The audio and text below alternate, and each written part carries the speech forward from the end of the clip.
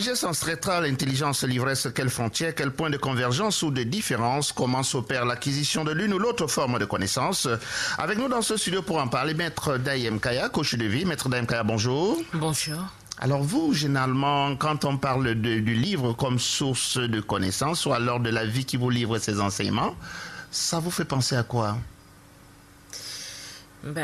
Ça dépend de la position dans laquelle on se met, mais je sais que la connaissance par rapport au livre, si c'est trop poussé, on finit par ne plus avoir de connaissances du tout. Donc, comment fait-on pour acquérir les connaissances de la vie qui nous livre ses enseignements? Parce qu'il y a le livre, hein, lorsque vous allez dans des livres, vous lisez, vous retenez un certain nombre de choses, mais d'autre part, on vous signale aussi que la vie livre ses enseignements.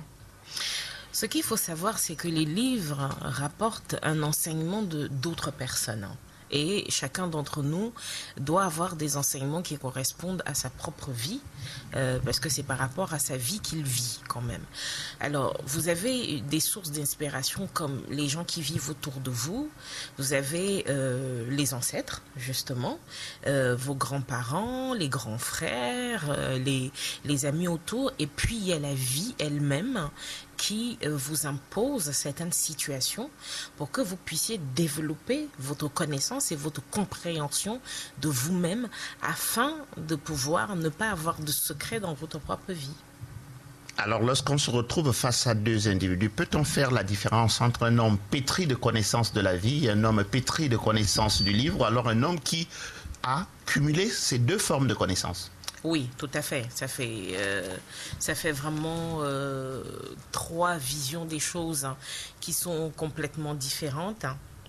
Alors, premièrement, la personne qui a acquis ses connaissances par rapport au livre aura tendance à avoir certaines limites face à la pratique réelle de certaines choses et aura souvent tendance à monter un peu plus dans l'orgueil qu'autre chose.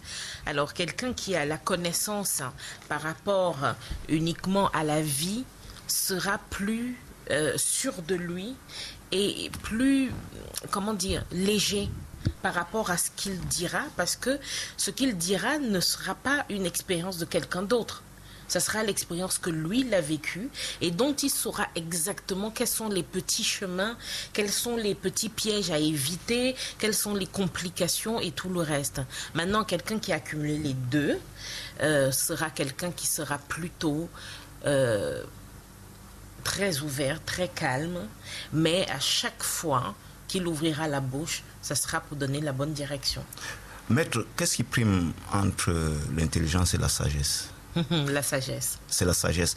Parce que je me souviens de cette formule, je dis cette phrase à l'école où on a dit qu'un jeune qui a parcouru 100 villages est l'équivalent d'un vieux qui a vécu 100 ans. C'est exactement ça.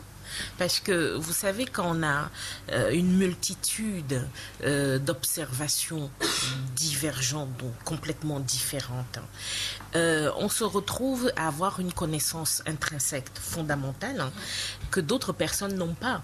Vous voyez, par exemple, quelqu'un comme moi, j'ai parcouru toutes les cultures autochtones qui existent dans le monde. Et on se retrouve à comprendre qu'il y a le même noyau partout. C'est-à-dire que la connaissance et la sagesse étaient partagées de tous nos ancêtres à l'époque. Donc aujourd'hui, la meilleure façon d'avoir de la sagesse, ce n'est pas dans les livres, à contrario, par rapport à ce que les gens pensent, c'est par rapport à la vie, parce que la sagesse s'observe par rapport à ce qu'on vit et à ce qu'on réussit. C'est ça qui est important. Bon, maintenant, quelqu'un qui a beaucoup bouquiné vous donnera des citations. D'accord, c'est bien les citations. Mais maintenant, dans sa vie de tous les jours, qu'est-ce qui est concret? Qu'est-ce qui donne des résultats? Quelle est sa vie? Est-ce qu'il réussit ce qu'il fait? Est-ce que... Et ça, en général, on se retrouve sur deux pôles complètement opposés.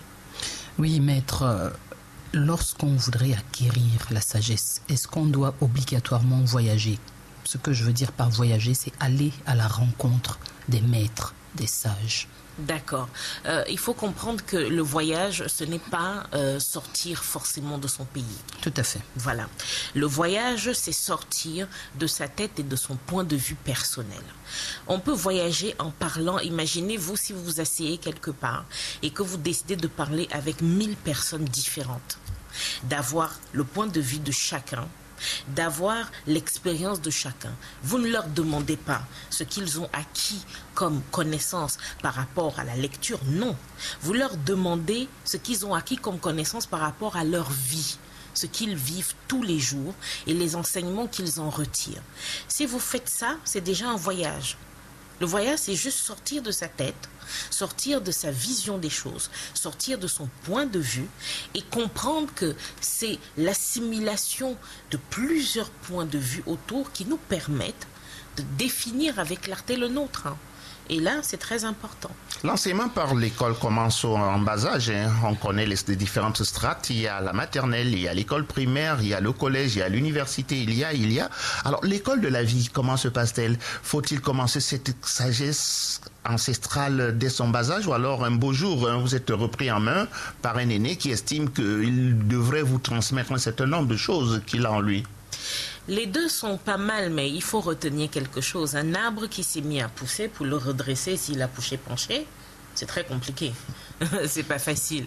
C'est pour ça que il est très important, quand un enfant est enfant, qu'il vive avec des personnes qui, eux, sont des adultes, qui les observent, qu'il observe que telle situation a été posée, ça a créé tel problème ou ça a créé tel résultat.